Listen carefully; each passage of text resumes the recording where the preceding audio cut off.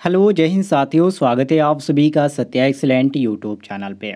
आज की डेट में जो आईटीआई सेकेंड ईयर वालों का एग्ज़ाम हुआ है इलेक्ट्रीशियन थ्योरी का, उसका मैं आंसर की लेके आ चुका हूँ। आप सारे बच्चे बोलेंगे कि सर जो पेपर हो रहा है ऑनलाइन पेपर हो रहा है तो कैसे आप क्वेश्चन लेके आ रहे हैं। तो देखिए साथियों, यहाँ पर जो कॉलेज के स्टूडेंट जो गए थे आज की डेट में, उन सभी के कहने पर मैं ये वीडियो लेके आ रहा हूँ। और उनका कहना था कि सर आज की डेट में ये क्वेश्चन पूछा गया था। आज अपने कॉलेज के बात करें तो यहाँ पर 9 छात्रों का आज एग्ज़ाम हुआ था, जो कि आईटीआई के छात्रों के द्वारा जब पूछा गया तो उन्होंने बताया कि सर आज की डेट में ये क्वेश्चन पूछे गए थे। तो सभी को यहाँ पर कंफर्म क्वेश्चन तो याद नहीं रहा है, लेकिन जैसे उन्होंने बताया मैंने यहाँ पर कवर कर लिया है। तो चलिए क्वेश्चन स्टार्ट करते, सभी लोग ध्यान से देखिएगा। और किसी भी क्वेश्चन में आपको किसी भी प्रकार का कोई भी डाउट हो रहा होगा तो कमेंट में पूछ लीजिएगा, आपको जानकारी मिल जाएगी। तो चलिए क्वेश्चन शुरू करते हैं। क्वेश्चन आपका पहला पूछा गया था कि डीसी जनरेटर में इंटरपोल कैसे जुड़े होते हैं। साथियों, ये जो जुड़े होते हैं आर्मेचर के साथ हमेशा सीरीज में ही जुड़े होते हैं। तो यहाँ पर आपका ए ऑप्शन करेक्ट आंसर हो जाता है। अर्थात जो छात्र आज की डेट में एग्जाम देने गए थे वो सभी लोग मिला लीजिएगा, ए ऑप्शन करेक्ट आंसर हो जाता है। अगले क्वेश्चन पे हम आते हैं। अगले क्वेश्चन में पूछा गया था कि कंपाउंड जनरेटर का नाम क्या है यदि शंट फील्ड आर्मेचर के साथ समानांतर में जुड़ा हुआ है।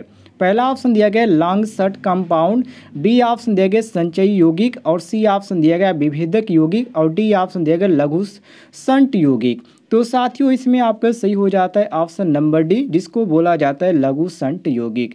डी ऑप्शन हम करेक्ट आंसर मारेंगे, सभी लोग मिला लीजिएगा। आगे बढ़ते हम अगले क्वेश्चन पे।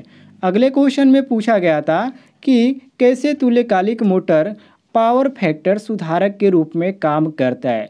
पहला ऑप्शन दिया गया था लाइन वोल्टेज में बदलाव, या फील्ड उत्तेजना में बदलाव, या मोटर की गति बढ़ाना, और डी ऑप्शन मोटर की गति घटाना। तो साथियों इसमें आपका सही हो जाता है ऑप्शन नंबर बी, जिसको बोलते हैं फील्ड उत्तेजना में बदलाव। ठीक है, एक्साइटेशन में क्या बदलाव, तो ये आपका सही हो जाता है बी ऑप्शन, सभी लोग मिला लीजिएगा।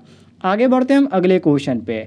अगले क्वेश्चन में पूछा गया था कि दृष्टिकारी डायोड में एलईडी को कन्वर्टर्स के रूप में क्यों डाला जाता है, क्या इसका कारण है। पहला ऑप्शन दिया गया था उसमें कि अधिक टॉफ्ट युक्त के कारण, या बहुत कम शक्ति युक्त, या प्रकाश उत्सर्जन के लिए बनाया गया है, या तापमान के प्रति बहुत संवेदनशील। तो साथियों इसमें आपका सही हो जाता है option number B, correct answer की बहुत ही कम शक्ति। बी ऑप्शन करेक्ट आंसर हो जाएगा, सभी लोग मिला लीजिएगा। आगे बढ़ते हैं हम अगले क्वेश्चन पे। अगला क्वेश्चन आज की डेट में पूछा गया था कि इन्वर्टर का कार्य क्या है। साथियों इन्वर्टर का कार्य क्या होता है, तो इन्वर्टर का कार्य होता है डीसी को एसी में बदलना। जो कि जिनको जानकारी नहीं था वो लोग लिख लीजिएगा। और जो छात्र आज की डेट में एग्जाम देने गए थे उन्होंने यदि बी ऑप्शन मारा है तो उनका बी ऑप्शन करेक्ट आंसर हो जाता है। बाकी आपको कन्फ्यूजन करने के लिए यहाँ पर बहुत सारे ऑप्शन मिलेंगे।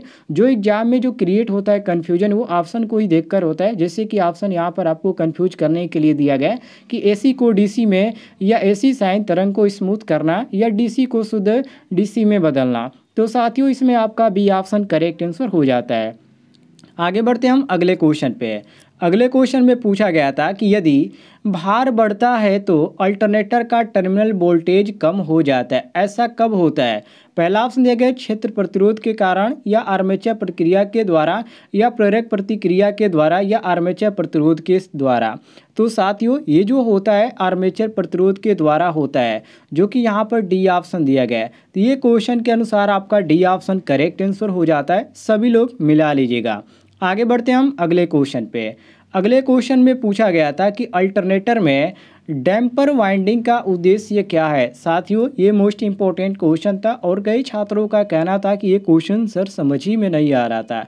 तो देखिए अल्टरनेटर में जो डैम्पर वाइंडिंग का उद्देश्य होता है हिंटिंग के प्रभाव को कम करना, इसका सबसे बड़ा उद्देश्य माना जाता है इसका उसमें प्रयोग करने का। तो साथियों इसमें आपका सही हो जाता है ऑप्शन नंबर सी, बिल्कुल करेक्ट आंसर। बाकी आप सारे ऑप्शनों को पढ़ लीजिएगा ताकि आपका जो भी कन्फ्यूजन होगा वो खत्म हो जाएगा। सी ऑप्शन करेक्ट आंसर हो जाएगा। आगे बढ़ते हैं हम अगले क्वेश्चन पे। अगले क्वेश्चन में पूछा गया था कि, और मैं थोड़ा सा इसको जूम कर देता हूँ, देख लीजिए थोड़ा सा लंबा ये क्वेश्चन है, जिसमें पूछा गया था साथियों कि प्रभाव क्या होता है या यदि संकेंद्रित वाइंडिंग को पूरा होने के बाद स्लिप्ड फेज मोटर में कुछ स्लॉट बिना वाइंडिंग के छोड़ गए हों उस समय। पहला ऑप्शन सामान्य रूप से काम करता है, या गति में कमी या टार्क में कमी, या बहुत तेज गति से दौड़ता है। तो साथियों इसमें आपका सही हो जाता है ऑप्शन नंबर ए कि सामान्य रूप से काम करता है। ए ऑप्शन करेक्ट आंसर हो जाएगा। आगे बढ़ते हैं अगले क्वेश्चन पे। अगले क्वेश्चन में पूछा गया था कि किस प्रकार की मोटर में अपेक्षाकृत कम टार्क होता है, यूनिवर्सल मोटर में, या capacitor start capacitor run motor में, या कैपेसिटर स्टार्ट इंडक्शन मोटर में, या प्रतिरोध शुरू इंडक्शन मोटर में। तो साथियों इसमें आपका सही हो जाता है ऑप्शन नंबर डी अर्थात प्रतिरोध शुरू इंडक्शन रन मोटर में। ध्यान रखिएगा, इसमें आपको इंग्लिश में भी दिया गया, एक तरफ आपका इंग्लिश में भी देखने को मिलेगा और एक तरफ आपको हिंदी में देखने को मिलेगा। तो जो साथी इंग्लिश में पढ़ना चाहते थे क्वेश्चन, वो पेपर पढ़ें इंग्लिश में भी और हिंदी में भी, ठीक है। तो वहाँ पर आपको डेस्कटॉप पर देखने को मिल जाएगा। आगे बढ़ते हैं हम नेक्स्ट क्वेश्चन पे, जिसमें पूछा गया था क्वेश्चन कि खाद मिक्सर में किस प्रकार की एकल चरण प्रेरण मोटर का उपयोग किया जाता है, यूनिवर्सल मोटर का, या प्रतिकर्षण मोटर का, या आच्छादित पोल मोटर का, या अस्थायी संधारित्र मोटर का। तो साथियों इसमें आपका सही हो जाता है ऑप्शन नंबर करेक्ट आंसर जो होगा ए होगा यूनिवर्सल मोटर का। खाद मिक्सर में जिस मोटर का प्रयोग किया जाता है उसको बोलते हैं यूनिवर्सल मोटर, सभी लोग रट लीजिएगा। ए ऑप्शन करेक्ट आंसर हो जाएगा।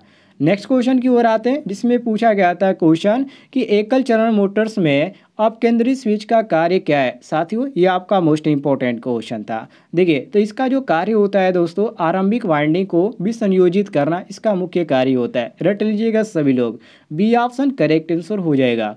आगे बढ़ते हम अगले क्वेश्चन पे। अगले क्वेश्चन में पूछा गया था कि सिंगल फेज मोटर किस प्रकार को कम्यूटेटर मोटर प्रकार के तहत वर्गीकृत किया जाता है, स्टेपर मोटर के द्वारा, या प्रतिकर्षण मोटर के द्वारा, या आच्छादित पोल मोटर के द्वारा, या अस्थायी संधारित्र मोटर। तो साथियों इसमें आपका सही हो जाता है ऑप्शन नंबर बी, जिसको बोला जाता है प्रतिकर्षण मोटर।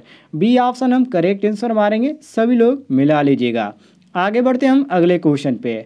अगले क्वेश्चन में पूछा गया था कि कौन सी दोष स्थिति में थर्मल अतिभार रिले एसी प्रेरण मोटर की रक्षा करता है, शॉर्ट सर्किट में, या खुला परिपथ में, या अति धारा में, या कम वोल्टेज में। तो इसमें आपका सही हो जाता है साथियों ऑप्शन नंबर सी, जिसको बोला जाता है अति धारा में। सी ऑप्शन हम करेक्ट आंसर मारेंगे, सभी लोग मिला लीजिएगा। आगे बढ़ते हैं हम अगले क्वेश्चन पे, क्वेश्चन नंबर 14 पे, जिसमें पूछा गया था क्वेश्चन में कि एसी मोटरों में लंबी कार्ड वाइंडिंग न करने का क्या कारण है। रीजन यहाँ पर पूछा गया था कि लंबी न करने का क्या कारण होता है। तो साथियों इसका होता है अधिक जो वाइंडिंग तार की आवश्यकता होती है, ये सबसे बड़ा इसका रीजन बनता है। तो साथियों यहाँ पर आपका सही हो जाता है सी ऑप्शन, बिल्कुल करेक्ट आंसर, सभी लोग मिला लीजिएगा। आगे बढ़ते हम अगले क्वेश्चन पे। अगले क्वेश्चन में यहाँ पर पूछा गया था क्वेश्चन नंबर 15 में कि कुंडल और ओवरहैंग बांधने के लिए किस प्रकार की इंसुलेटिंग सामग्री का चयन किया जाता है, सूती स्लिप्स का, या एम्पलीफायर स्लिप्स का, या टेरिलिन धागा का, या फाइबर ग्लास टेप का। तो ये जो क्वेश्चन है आपका कई बार रिपीट हुआ है, तो इसको आप रट लीजिएगा। और जितनी बार मैं आपको रिपीट कर रहा हूँ ये समझ लीजिए उतनी बार ये क्वेश्चन पूछा जा रहा है। इसमें प्रयोग किया जाता है किसका, टेरिलिन धागा का, नोट कर लीजिएगा। सी ऑप्शन करेक्ट आंसर हो जाएगा।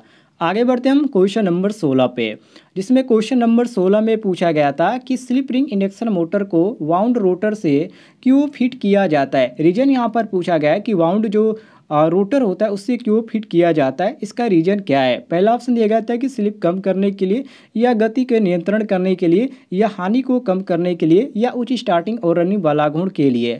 तो साथियों इसमें आपका सही हो जाता है ऑप्शन नंबर डी कि उच्च स्टार्टिंग और रनिंग बलाघूर्ण के लिए। डी ऑप्शन हम करेक्ट आंसर मारेंगे, सभी लोग मिला लीजिएगा। क्वेश्चन नंबर आते हैं हम 17 पे, जिसमें अगला क्वेश्चन में यहाँ पर पूछा गया था कि यदि खुले सर्किट में रोटर बार हो तो एसी इंडक्शन मोटर का क्या प्रभाव होता है, या क्या प्रभाव पड़ता है। पहला ऑप्शन दिया गया था शाफ्ट का कंपन, बी ऑप्शन मोटर शुरू नहीं होगी, सी ऑप्शन धीमी गति में चलता है, और डी ऑप्शन मोटर के अति गर्म होने पर। तो साथियों इसमें आपका सही हो जाता है option number D correct answer की मोटर के अति गर्म होने पर। तो हम मारेंगे डी ऑप्शन, बिल्कुल करेक्ट आंसर। अगले क्वेश्चन पे हम आते हैं क्वेश्चन नंबर 18 पे, जिसमें क्वेश्चन नंबर 18 में पूछा गया था कि एसी मोटर सर्किट में फ्यूज के अलावा थर्मल कटआउट का उपयोग करने का उद्देश्य क्या है, ऐसा ये क्यों किया जाता है इसका उपयोग। तो देखिए तो साथियों, इसका जो उपयोग किया जाता है जो लगातार ओवरलोडिंग होती है उसकी अनुमति के लिए। तो यहाँ पर आपका सही हो जाता है ऑप्शन नंबर सी, बिल्कुल correct answer, C option correct answer मारेंगे। आइए आगे बढ़ते हैं हम क्वेश्चन नंबर 19 पे, जिसमें क्वेश्चन नंबर 19 में पूछा गया था कि डीसी कंपाउंड मोटर के घूर्णन की दिशा कैसे बदली जाती है, आर्मेचर धारा की दिशा बदलकर या आपूर्ति टर्मिनल को आपस में करके या क्षेत्र और आर्मेचर दोनों की दिशा बदलकर या श्रृंखला क्षेत्र की धारा की दिशा बदलकर। तो साथियों इसमें आपका सही हो जाता है ऑप्शन नंबर ए, अर्थात आर्मेचर धारा की दिशा बदलकर। ए ऑप्शन करेक्ट आंसर मारेंगे, सभी लोग रट लीजिएगा। आगे बढ़ते हैं अगले क्वेश्चन पे। अगले क्वेश्चन में पूछा गया था कि भार के अचानक भारित करने के लिए किस प्रकार की डीसी मोटर का उपयोग किया जाता है। तो इसमें किस मोटर का उपयोग किया जाएगा, तो ये किया जाएगा संचयी यौगिक मोटर का, न कि शंट मोटर का, न कि श्रेणी मोटर का, न कि विभेदक यौगिक मोटर का। तो रट लीजिएगा, डी ऑप्शन करेक्ट आंसर हो जाएगा, संचयी यौगिक मोटर का इसमें उपयोग किया जाता है।